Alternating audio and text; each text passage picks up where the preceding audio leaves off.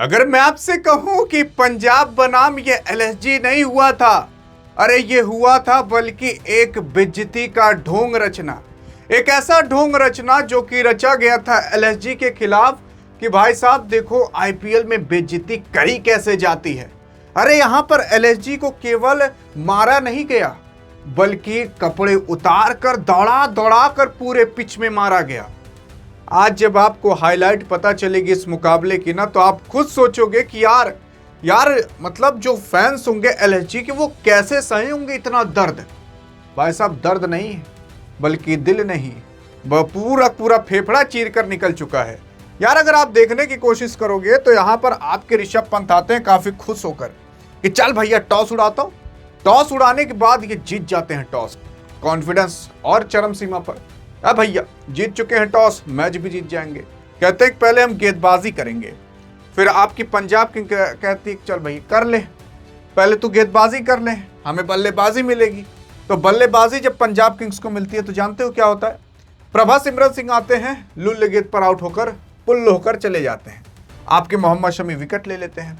उसके बाद क्या होता है, उसके बाद ये होता है कि भैया अब पंजाब किंग्स तो गई, क्योंकि एक ऐसा दानव को यहां पर निपटा दिया गया था जो दानव पिछले वाले मुकाबले के अंदर 80-90 रन मार कर आया था। अब सवाल उठता है कौन चलेगा। तो यहां पर एक बार आपके ऋषभ पंत जोसा गए, चल भैया एक बार बैट्समैन से गेंदबाजी करा लेते हैं। तो एडम मार्करम से गेंदबाजी करा ली गई। एडम मार्करम खुद मुड़ी खजुआ सोच रहे हैं कि हमसे काहे गेंदबाजी करा ली है यार, क्योंकि जानते हैं बहुत ज्यादा रन नहीं पिटवाए थे एक ओवर के अंदर, बस 32 रन पिटवाए थे, 32 रन, 5 छक्के पिटवाए थे, एक ठो वाइड दिए थे और एक रन दिए थे, मतलब टोटल 32 रन। अब यहीं पर ही तो मुकाबला भाई साहब पूरा का पूरा शिफ्ट हो चुका था पंजाब किंग्स की ओर। मतलब आप 50 पर खेल रहे हो तो अगले ही ओवर में आप 80 पर खेलने लगोगे, 82 पर खेलने लगोगे। इतना ज्यादा मोमेंटम शिफ्ट हो चुका था पंजाब किंग्स की ओर।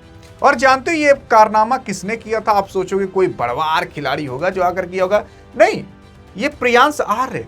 अरे जो 25 साल का भी अभी ढंग से नहीं हुआ, ना दाढ़ी मोछ आई है, लेकिन भाई साहब जिसके पूरी दाढ़ी मोछ आई उसको दौड़ा दौड़ा कर पीटा था। अरे ये आपको बच्चा दिखता है, ये दानव है, दानव बच्चे के रूप में।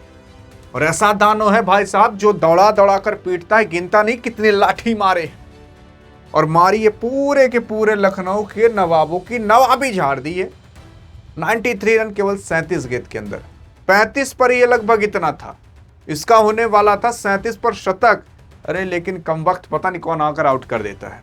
फिर उसी के बगल ये कॉपर कॉलोनी था, कॉपर ओपर कपड़ा पहन के आया था, लेकिन फिर उसके बाद ये जैसे 25 पर 30 खेल रहा था, 30 पर 35 खेल रहा था, लेकिन पता नहीं कौन इसके ऊपर भूत भवानी आ गई भाई साहब, मारा 46 पर 87।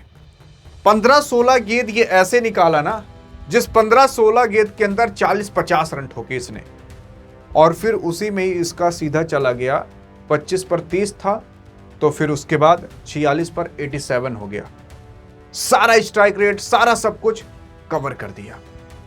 और इससे पता चलता है भाई साहब पूरा का पूरा मोमेंटम शिफ्ट हो चुका था पंजाब किंग्स की ओर। पंजाब किंग्स के लोग इसलिए उदासी नहीं मना रहे थे कि हम मैच हार जाएंगे, वो इसलिए उदासी मना रहे थे शतक किसी का क्यों नहीं हुआ, इस वजह से, क्योंकि कोई 93 पर आउट हो रहा है, कोई 87 पर आउट हो रहा है।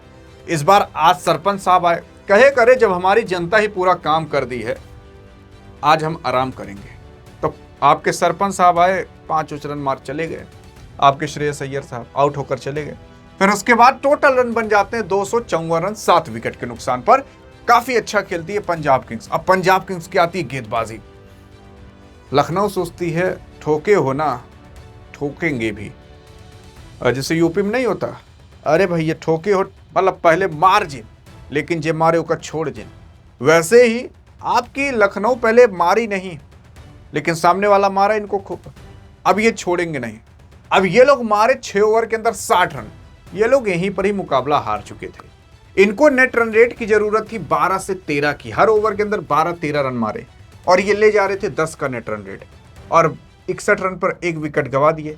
आयुष भदोनी साहब, इनको भदोनी भेज दिए ये लोग। तो ये आयुष भदोनी साहब जब गए ना, तो उसके बाद आपके मिचेल मार्श चले गए 40 रन पर। फिर उसके बाद आपके ऋषभ पंत आए, ये भी खूब टेढ़ मेढ़ होकर मार रहे थे, लेकिन उसी में इतना टेढ़ हो गए काम खत्म हो गया। लग गया इनका अल्ट्रा एज, अरे मतलब अल्ट्रा एज से चेक किए गए तो आउट निकल गए। लेकिन ये मुकाबला कहीं पर भी ऐसा नहीं लगा जहां पर आपकी एलएसजी जीत रही हो भाई साहब। ये है पूरा पूरा हाईलाइट जो मैं आपको बता रहा हूं। फिर अगर आप देखने की कोशिश करोगे, इस तरीके से विकेट्स गिरते हैं जहां पर शशांक से भाई साहब इतना कैच छूटता है, इतना कैच छूटता है कि मतलब सबको हंसी छूट जाती है। ये कितना भोदा है। एक बार ऐसे बाउंड्री आप खड़े थे, बॉल यहीं से चली गई बाउंड्री पर, देखते रह गए, हथवो नहीं लगाए, फिर कह रहे इच्चो नहीं लग गई थी। शुक्र करिए मुड़वा नहीं गिरा, नहीं तो आज इनका कपरवो चला गया होता। तो यहाँ पर शशांक सिंह भैया अगले मैच में रहेंगे कि नहीं, फील्डिंग की वजह से वो तो देखने की बात होगी।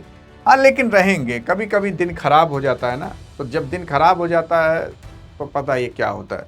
फिर उसके बाद 254 रन आपकी पंजाब मारी थी, 200 रन बना पाई कोई और नहीं बल्कि एलएसजी। शुक्र करिए वो तो मुकुल चौधरी आ गए थे, थोड़ा उम्मीद दिए कि थोड़ा कम रन से हारेंगे, 2-4 छक्का लगाए उगाए, थोड़ा 200 तक खींचे, नहीं तो वो भी ना हो पाता।